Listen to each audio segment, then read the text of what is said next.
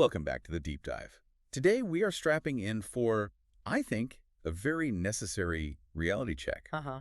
Our mission is pretty direct. We're going to unpack the claims, the performance, and most importantly, the data around Tesla's full self-driving, or FSD. And the whole robo-taxi network that's always just around the corner. Exactly. We're diving deep into the gap. And believe me, it's a huge consistent gap between the high-octane rhetoric and the technical reality of what's actually on the road today. Okay, let's get right into that central issue, because this isn't a new story. It feels like a repeating loop. It is. For years now, going back to at least 2018, the promise has been that Tesla would solve full self-driving, quote, by the end of the year. Or next year, for sure. Right, next year. Mm-hmm. And that timeline just keeps resetting, and that hurdle has, well, it's never been cleared. Which is why we have to establish the baseline right now. For everyone listening, despite the marketing, FSD and Autopilot are officially classified as SAE Level 2. Level 2, 80. Advanced Driver Assistance Systems, yes. This is not autonomy. It's a system that requires, constant human supervision. It's nowhere near the Level 5, the truly get-in-and-go-to-sleep autonomy that gets predicted. And that distinction, Level 2, supervise, versus Level 5, totally autonomous, that is the perfect pivot to our first section. The history. The history of missed deadlines. Because, look, it's one thing to be optimistic about a complex problem. It is something else entirely to be this persistently wrong for over a decade. What's really fascinating here is just how far back this pattern goes. Way back in 2013, we saw the first big prediction. What was that one again? That 90% of miles driven would be autonomous within 3 years. Yeah. So by 2016... Nope, didn't happen. Not even close. Then we got the famous one. October 2016, the coast-to-coast demonstration. Ah, yes. The plan to go from LA to New York City without a single human touch. That was supposed to happen by the end of 2017. Another miss. A big miss. But maybe the most memorable promise, one everyone talks about, came in April 2019. The robotaxis. The declaration that there would be over 1 million autonomous robotaxis on the road by 2020, that was just a monumental prediction. And of course, it never materialized. Not at all. At some point, you have to ask, doesn't the sheer weight of these missed goals hurt confidence, even among the biggest supporters? Well, it raises a really important question about intent. And even recently, this isn't just ancient history. In July 2023, there was this public acknowledgement. Oh, I remember this. Musk admitted his predictions had been, optimistic. He even compared himself to, quote, the boy who cried FSD. But then what did he do immediately after? He immediately followed it up by predicting better than human autonomy by the end of that same year, 2023, which, again, was missed. And this whole history of these, let's call them extremely positive statements, it eventually ended up in court. It did. That's a vital part of the story.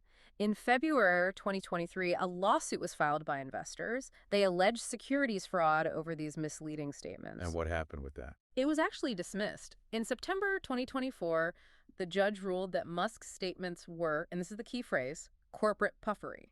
Corporate puffery. So wait, the judge is basically saying it's okay for a CEO to make promises about technology that don't come true, as long as they're kind of vague and optimistic. That's essentially it, yes. The ruling saw them as vague corporate optimism, not as concrete, technical claims designed to defraud.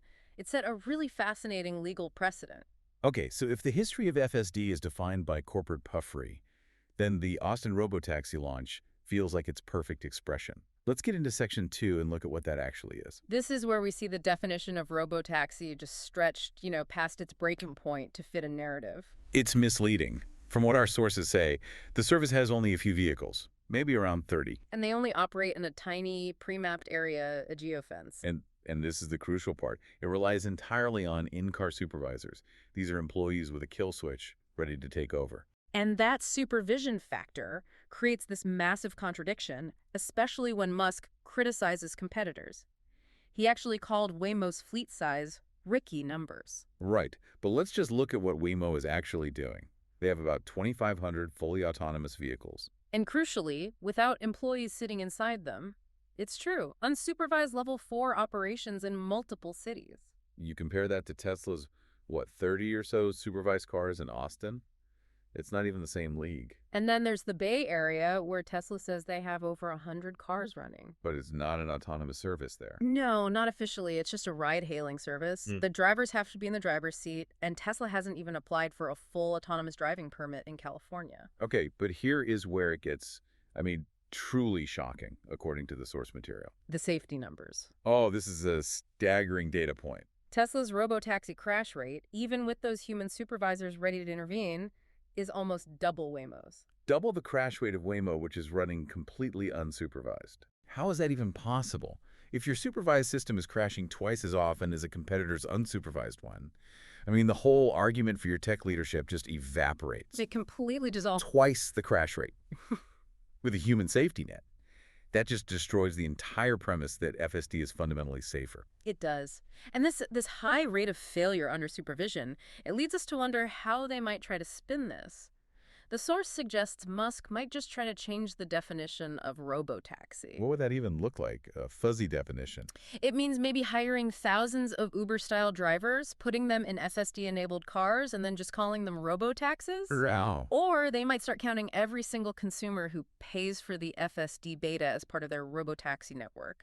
It completely blurs the line between a real autonomous service and just a driver using a level 2 system. So they could inflate their fleet numbers into the hundreds of thousands while offering zero true unsupervised rides. Exactly. That move, using a questionable methodology to claim you're winning, that is the perfect segue to our third section. Dissecting the safety data. The data that Tesla itself reports. They always say that FSD is safer than humans. But what's wrong with the numbers they use to back that up? This is so important for critical thinking. When you hear that claim, you need to understand there are three major, I would even say fatal, flaws in their methodology. Okay, let's break it down. What's the first flaw that just undermines the whole thing? The first is how they even count a crash. It's entirely self-reported, and they only count an accident if an airbag or a restraint system goes off. Wait, so every minor fender bender, every slow speed bump? Excluded. If FSD is engaged and causes a minor collision but no airbag deploys, it's not factored into the public crash rate. It's effectively invisible. So the data set is incomplete from the start. Right. Okay, what's the second big problem? That's the road type bias. This is a huge one. Historically, autopilot is used mostly on limited access highways. The safest roads. Statistically, the safest roads in the country. But the federal crash data they compare themselves to includes all roads, dangerous rural roads, complex city streets, everything. You're not comparing apples to apples. You're comparing the easiest driving scenario to the average of all driving scenarios. Precisely. And the third issue is what we call driver mix, or demographic bias. Meaning the Tesla drivers themselves. They tend to be in newer cars, have higher incomes, be tech enthusiasts. These demographics already crash less than the general population, so their human driving baseline is already better than the national average they're comparing against. So even the human data in the comparison is skewed in their favor. Okay, beyond those big three, there's another one, right? The intervention bias. Absolutely. The human in the car is a safety filter. How so? FSD drivers, they often choose not to use the system in tricky situations. Heavy fog, snow, complex construction zones. Right, you wouldn't risk it. You wouldn't. So those difficult scenarios that lead to crashes for human drivers, they get counted in the human data. But FSD users avoid them, insulating the system from failure and making its data look artificially clean. So if we just, for a second, set aside all those biases and just accept the data, there's still a core logical error here, isn't there? There is, and it's the most important one. The data, even if it were perfect, should only claim that FSD with human supervision is safer than a human alone. It's not FSD versus human. It's FSD plus a human versus a human. To claim anything else is just a fundamental misrepresentation of what's being tested. Which brings us back to that core question from our sources. Yeah. Is the company leadership genuinely delusional, always thinking they're just about to solve it? Or are they intentionally misleading people? The synthesis from the source suggests it's probably a mix of both, and it shifts. There's clearly a deep, hyper-optimistic belief there. But the calculated choices to obscure the truth with flawed metrics, to redefine words like robotaxi, that strongly suggests a very powerful motivation to maintain Tesla's public image as the leader. And for you, listening to this, understanding these biases is just essential for thinking critically. When you hear a system is safer than a human, you now know the 3 or 4 questions you have to ask about the data. And here's the final thought to leave you with, one that really captures this whole gap between promise and reality. Yeah, okay. We learned that in June of 2025, Tesla successfully did a fully autonomous drive. No human on board, no remote pilot. From the factory to a customer's house. Wow. A true level 4 or 5 moment, even if it was just a one-off? A brief moment of success, yes. But here's the kicker.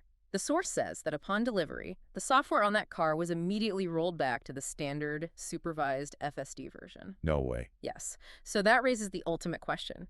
If true full autonomy can only be deployed for a publicity stunt before needing a human supervisor again, what does that really tell you about its stability and readiness for widespread unsupervised use? That delta between those two software versions, that's where the real deep dive continues.